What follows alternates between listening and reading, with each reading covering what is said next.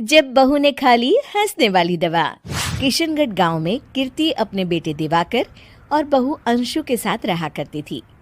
तीनों बहुत ही हंसी खुशी अपना जीवन व्यतीत कर रहे होते हैं। अरे बहू, आज खाना मैं बना देती हूँ। नहीं माँ जी, आप क्यों तकलीफ कर रही हैं? आप आराम कीजिए, खाना मैं ही बनाऊंगी। कितनी अच्छी बहू मिली है मुझे, भगवान ऐसी बहू सबको दे।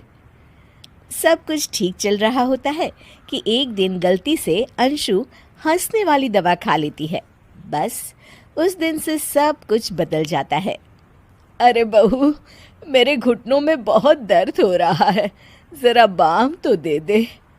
अरे बाम लगा कर क्या करोगी माँ जी?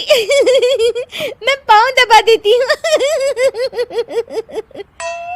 अरे एक तो मुझे पाँव दर्द हो रहा है, ऊपर से तुम हंस रही हो। आई एम सॉरी माँ जी। अरे फिर से हंस रही है, जा तू मेरे कमरे से, मुझे तुझसे बात नहीं करनी। हे भगवान, ये क्या हो गया? अब माँ जी क्या सोचेगी? 2 दिन बाद कीर्ति घर में किटी पार्टी रखती है। उसकी सभी सहेलियां घर आने वाली होती हैं। अरे बहू, मेरी कुछ सहेलियां आज दोपहर को घर आने वाली है। आज कुछ खाने में अच्छा सा बनाना। सहेलियां? क्यों? मेरी सहेलियां नहीं हो सकती क्या? तुम फिर से हंस रही हो? नहीं माँ जी, मैं हंस नहीं रही हूँ। अरे फिर से हंस रही हो और बोल रही हो कि हंस नहीं रही।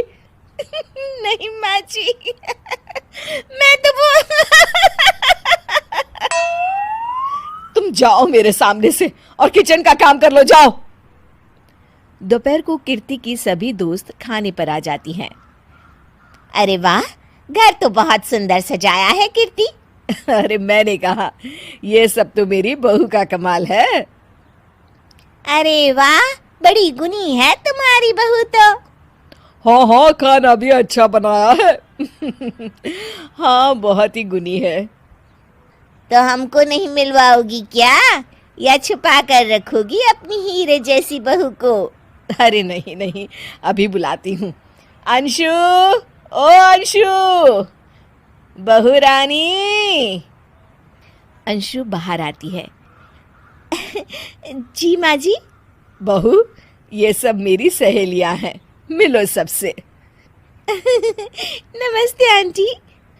नमस्ते बेटा, बहू तो बहुत अच्छी मिली है तुमको, किस्मत वाली हो तुम। किस्मत वाली? अरे क्या हुआ? हंस क्यों रही हो? नहीं नहीं, मैं हंस नहीं रही हूँ। तभी अचानक सांची के हाथ से चम्मच छूट जाता है और उसका कुर्ता गंदा हो जाता है। अंशु फिर से हंसने लगती है।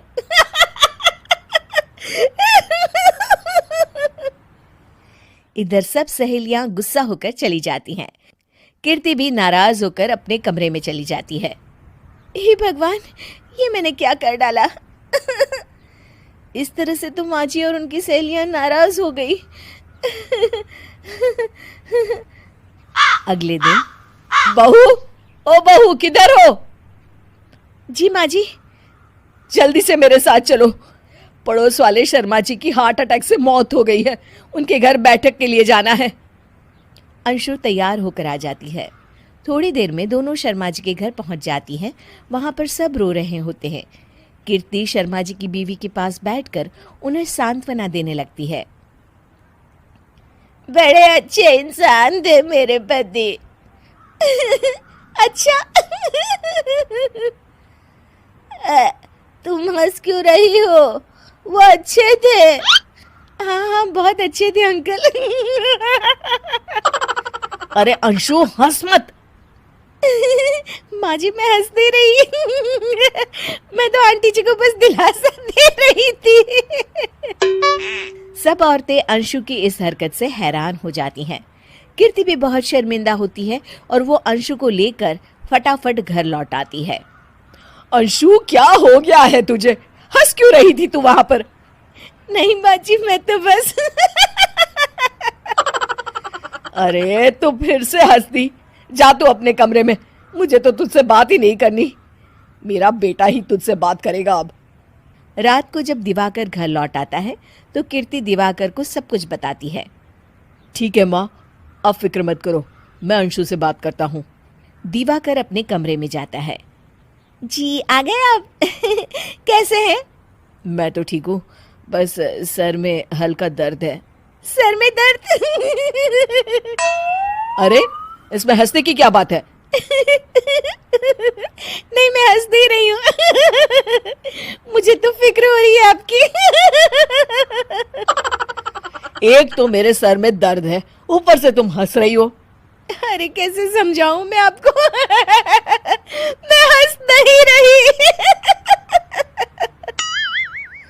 अंशु, तुम इस घर से चली जाओ। माँ ने मुझे बताया जो भी तुमने शर्मा आंटी के घर किया, और किटी पार्टी में भी। नहीं जी, मैं ऐसे नहीं हूँ तो अभी क्या हुआ था? क्यों हंस रही थी तुम? रुकिए मैं आपको सब कुछ बताती हूँ आपको सब कुछ। अंशु डायरी में लिखकर दिवाकर को पढ़ने देती है। कुछ दिनों पहले मैंने गलती से हंसने वाली दवा पी ली थी, जिसकी वजह से ये सब हो रहा है। इसका असर कुछ दिन और रहेगा। अरे तो तुमने ये सब पहले क्यों नहीं बताया अंशु? वो मैंने माँ जी को बताने की बहुत कोशिश की मगर उन्होंने सुना ही नहीं